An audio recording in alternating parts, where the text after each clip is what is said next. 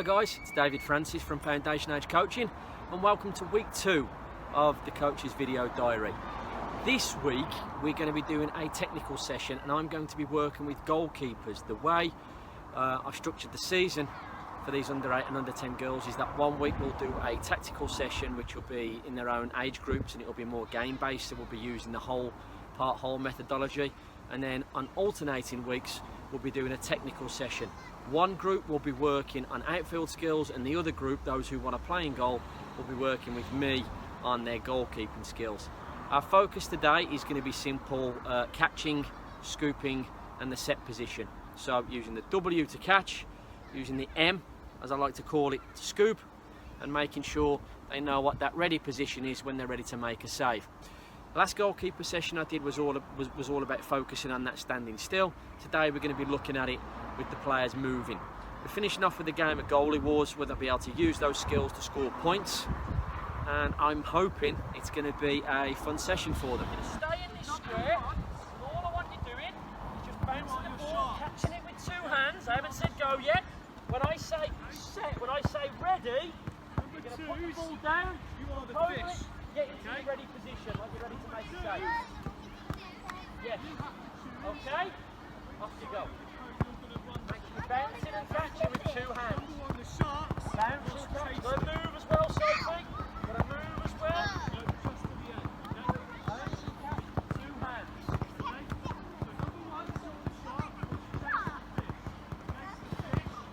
Ready! After bouncing the ball, I had the girls using their fingertips to be able to juggle the ball with, and upon my command of ready, they would have to put the ball down, jump over it once, then jump backwards over it again before getting into the ready position.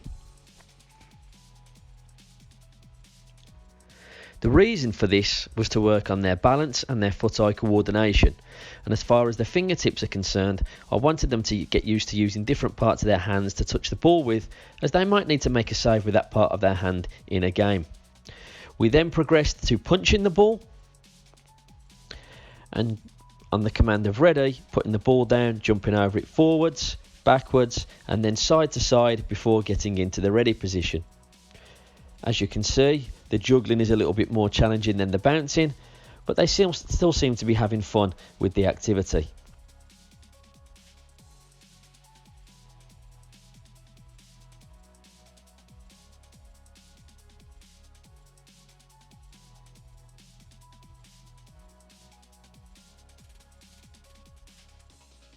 Now, just to warm our brains up and our reactions up as well, we're going to play a little game. You can throw the ball to anybody. They have to be ready. If they don't catch it, they go down to one knee. Awesome. So you should be perfect. Obviously, if you don't catch it again, you go down to 2 knees. If you don't catch it again, you sit down. If you do catch it while you're down, if I was on 2 knees and I catch, I'll come back up to 1. Catch while I'm on 1, come back up to stand. Okay? You ready? Okay? Once again, you can throw it to anyone. The final part of the warm-up was a game called Hot Potato. As you can tell from the reaction of the players, it was a very popular choice. The reason for this game was to get a bit of competition flowing, as well as making sure they're going into the main part of the practice with a smile on their faces.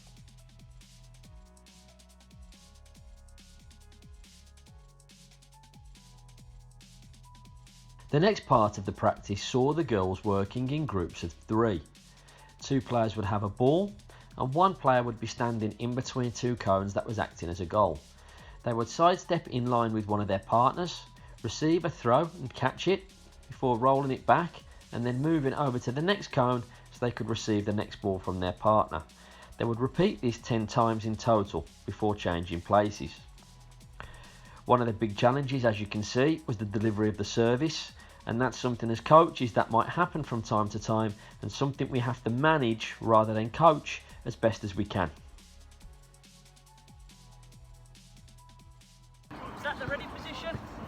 No, because the ready position isn't like that, is it? Look, in a game, you don't know. Here, here, there, there, there. So this having your hands here is the best place to cover all of them, alright? Bend your knees. That's it. The next progression was to have the girls dealing with low balls. The servers were playing the balls on the floor with their feet, and the goalkeeper was to get down, have their pinkies touching with their palms open, the M shape as I've referred to it with the players, and scoop the ball up into their chest.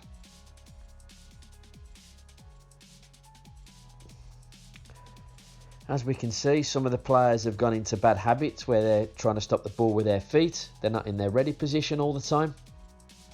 But there's other players who are doing their best, getting into that ready position, and their servers are helping them.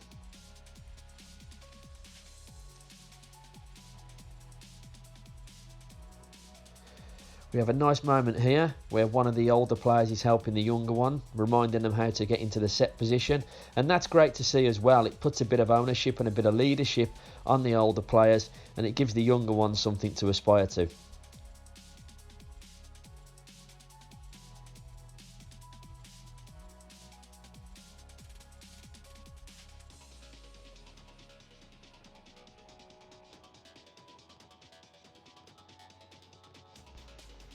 To finish off with, we had a game of team goalie wars. So I split the players into two teams, and the way the game works is each goalie has a goal to defend. There's a cone in the middle where they have to shoot before they get to, and points are scored by the player in goal, either saving the ball, for which they get 1 point, or actually securing the ball with a scoop or a catch, in which they get 2 points. First player to 3 points wins, and then the losing player changes with one of their teammates.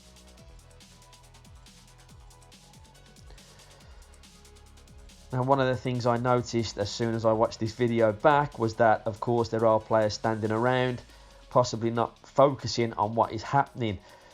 6 months down the line, I would be disappointed with myself for doing this. But as this is a new team, we've got players still getting to know each other. I feel it's a great way to help develop their social side, get them speaking a little bit more, and get them used to being friends with each other and playing with each other on the pitch.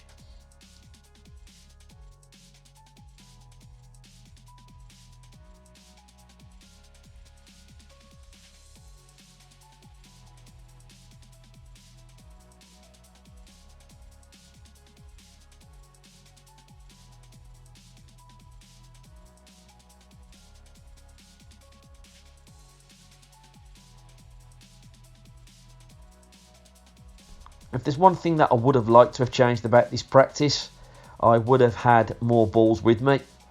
That means that if a ball went away, I could have just passed one in, and it keeps the game flowing nice and quick. Once again, nice little bit of leadership from one of our younger players there, asking the other goalie to make sure she's going in and getting ready, and also giving the goalie coming out a little pat on the back to say well done.